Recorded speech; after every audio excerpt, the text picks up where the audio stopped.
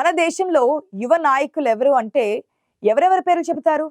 రాహుల్ గాంధీ, రేవంత్ రెడ్డి, కేటీఆర్, లోకేష్, జగన్, అఖిలేష్ యాదవ్, తేజస్వి యాదవ్, జ్యోతిరాదిత్య సింధియా, ఒమర్ అబ్దుల్లా, ఇలా మీ లిస్టు సాగిపోతూనే ఉంటుంది. కానీ మీకు తెలుసా, వీరంతా 50 ఏళ్ల వయసును ఎప్పుడో దాటిపోయారు కూడా. మరి సగం జీవితం పూర్తి చేసుకున్న ఈ నేతలను కూడా యువ నాయకులుగా చూస్తున్నాం మనం. వీరిని పక్కన పెడితే 60, 70, 80 దాటిన నాయకులు కూడా అధికార పార్టీలో పదవీ బాధ్యతలు స్వీకరిస్తూ ముక్కుతూ మూలుగుతూ అసెంబ్లీలు, పార్లమెంట్ ఉభయ సభల్లో విశ్రాంతి తీసుకుంటూ కనిపిస్తూ ఉంటారు కదా. ఎన్నడూ తమ నియోజకవర్గం గురించి ఒక్కటంటే ఒక్క ప్రశ్న కూడా అడగని వారు మనకు కనిపిస్తూ ఉంటారు. ఇక అంతర్జాతీయంగా చూస్తే 80 దాటిన వృద్ధులు లెక్కకు మించి కనిపిస్తారు. అమెరికా ప్రస్తుత అధ్యక్షుడు ట్రంప్, మాజీ అధ్యక్షులు Joe Biden, Obama, Clinton, China శాశ్వత అధ్యక్షుడు షీ జిన్పింగ్, రష్యా అధ్యక్షుడు పుతిన్, నేపాల్ మాజీ ప్రధాని కేపీ శర్మ ఓలీ, భారత ప్రధానమంత్రి నరేంద్ర మోదీ, ఇలా ఎంతో మంది అధికారంలో ఉన్నారు. దీనిని బట్టి దేశ విదేశ రాజకీయాలలో వృద్ధులు, యువ రాజకీయ నేతల పరిస్థితి ఏమిటో అర్థం చేసుకోవచ్చు. ప్రపంచంలోనే అత్యధిక యువ మానవ వనరులున్న భారతదేశంలో యువ నేత కేవలం షో పీసుల్లానే ఉంటున్నారు. అయితే పెద్ద పెద్ద రాజకీయ కుటుంబాల్లోంచి యువకుల సంగతి వేరేలా ఉంటుందనుకోండి. వారినే మనం పొలిటికల్ నెపోకిడ్స్ అంటూ ఉంటాం. వీరు మాత్రమే తమ తమ రాష్ట్రాలలో, రాహుల్ గాంధీ మాత్రం దేశవ్యాప్త రాజకీయాలను ప్రభావితం చేస్తున్నారు. దేశంలో దేశానికి దశ దిశ నిర్దేశించే హక్కు సాధారణ యువతకు లేదు. కాబట్టి కాళ్లు చాపుకున్న వృద్ధ నేతలే కీలక నిర్ణయాలన్నీ తీసుకుంటున్నారు. సామాజిక వర్గం ఆధారంగా వ్యక్తులను రాజకీయాలలో ప్రవేశపెట్టడం మాత్రం జరుగుతోంది. ఇది మన దేశంలో కొత్త విషయమేమీ కాదు. మన దేశ జనాభాలో 35 సంవత్సరాల కన్నా తక్కువ వయసున్న వారు 65% కన్నా ఎక్కువగానే ఉన్నారని సర్వేలు చెబుతున్నాయి. ఎన్నికల ప్రచారాలకు, రాజకీయ ప్రదర్శనలకు, ర్యాలీలు, కొత్త సభ్యుల నియామకం, విద్యార్థి సంఘాల ఎన్నికలకు మాత్రమే రాజకీయ పార్టీలు యువతను ఎక్కువగా ఉపయోగించుకుంటున్నాయి. మన దేశంలో రాజకీయ పార్టీలలో యువకులు కేవలం ఎన్నికలు, ర్యాలీలు, నిరసనల సమయంలోనే కనిపిస్తూ ఉంటారు. అంతేగాని రాజకీయాలలో ముఖ్య పాత్రలు వారి కోసం ఎదురుగా వచ్చే సందర్భాలు దాదాపు తక్కువనే చెప్పాలి. వీరిని కేవలం యూజ్ అండ్ త్రోగా ఉపయోగించుకోవడమే ఎక్కువగా జరుగుతూ ఉంటుంది. గెలుపు తర్వాత పదవుల విషయంలో మళ్లీ సీనియర్లే పోటీలు పడుతూ ఉంటారు. వారి వయసు, ఆరోగ్యం ఎలా ఉన్నా కేవలం అనుభవాన్ని మాత్రమే పరిగణించడం జరుగుతూ ఉంటుంది. ఇది ఆ పార్టీ ఈ పార్టీ అని కాకుండా అన్ని పార్టీలలో కొనసాగుతోంది. రాజకీయాల్లో పెద్ద ఎత్తున పాల్గొని పేరు తెచ్చుకున్నప్పటికీ యువతకు పాత రాజకీయ నాయకులతో సమానమైన అవకాశాలు లభించడం లేదు. యువతను కేవలం రాజకీయ పార్టీల మనుగడకు, ఓట్లు సంపాదించుకునే వనరుగా మార్చుకుంటున్నారు. నిజానికి రాజకీయ నాయకులు, ప్రజా ప్రతినిధులు వీరి గురించి ఆలోచించాలి, కానీ అలా జరగడం లేదు. మరో ఆసక్తికరమైన, ఆశ్చర్యకరమైన విషయం ఏమిటంటే, ఇంతగా పార్టీలకు ఉపయోగపడుతున్న యువ విద్యార్థులు రాజకీయ కార్యకర్తలుగానే మిగిలిపోతున్నారు. పైగా వారు చదువుకునే ప్రభుత్వ విద్యా సంస్థలు, క్యాంపస్లకు అరకొరగా నిధులు విడుదల చేస్తూ ఉంటాయి.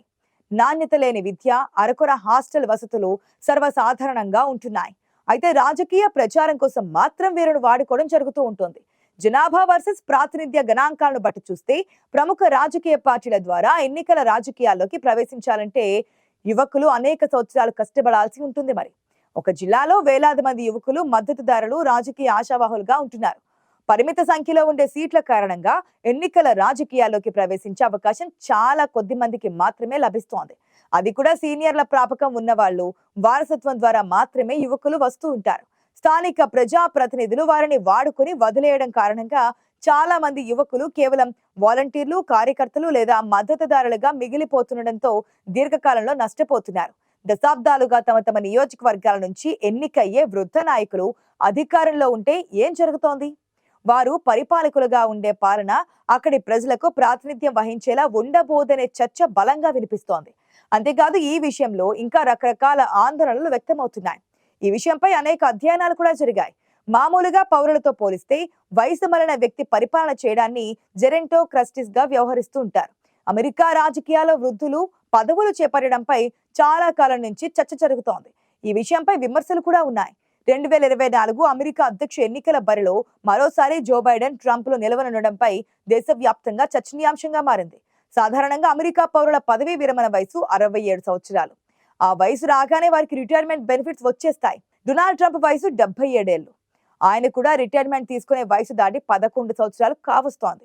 నిజానికి వయసు పెరిగే కొద్దీ కాగ్నిటివ్ అనబడే మెదడులో తెలివితేటలకు సంబంధించిన భాగం పనితీరు మందగిస్తూ ఉంటుందని న్యూరో సైన్స్ సైకాలజిస్టులు చెబుతున్నారు. వయసు పెరిగే కొద్దీ దీని పనితీరు మారుతూ ఉంటుందట.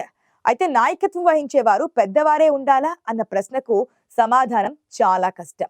కొంతమంది చిన్నవారు కూడా మానసికంగా చాలా దృఢంగా ఉంటారు, పెద్దవారిలా సమర్థవంతంగా పనిచేస్తూ ఉంటారు. మరికొంతమంది వయసు పెరుగుతున్నా యువకుల్లా పనిచేస్తూ ఉంటారు. వీరిని సూపర్ ఏజర్స్ అని అంటున్నారు.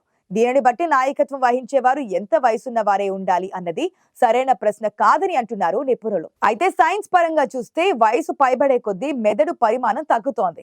మెదడులోని ప్రీఫ్రంటల్ కార్టెక్స్ భాగంపైనే ఈ ప్రభావం పడుతూ ఉంటుంది.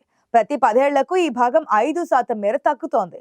ఈ భాగం మెదడులోని ఇతర భాగాలతో అనుసంధానమై కార్యనిర్వాహక పనితీరును నిర్వర్తించడంలో సహాయపడుతూ ఉంటుంది.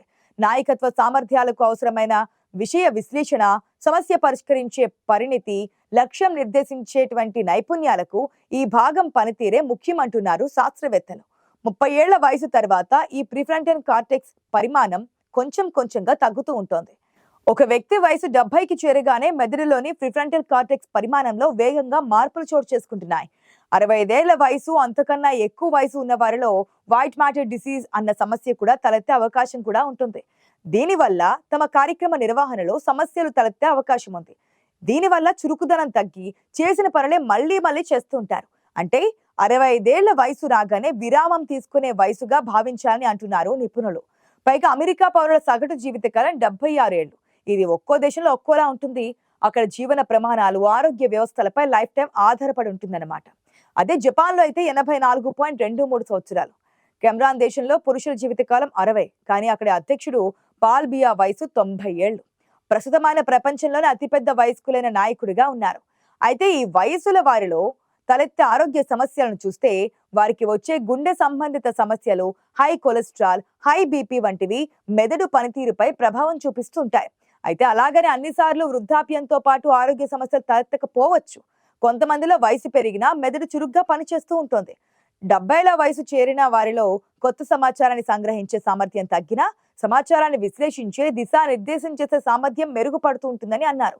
కానీ 30 ఏళ్ల వ్యక్తితో పోల్చి చూస్తే మాత్రం 70 ఏళ్ల వయసున్న వ్యక్తి కొత్త సమాచారాన్ని సంగ్రహించడంలో వెనుకబడతారని తేలింది.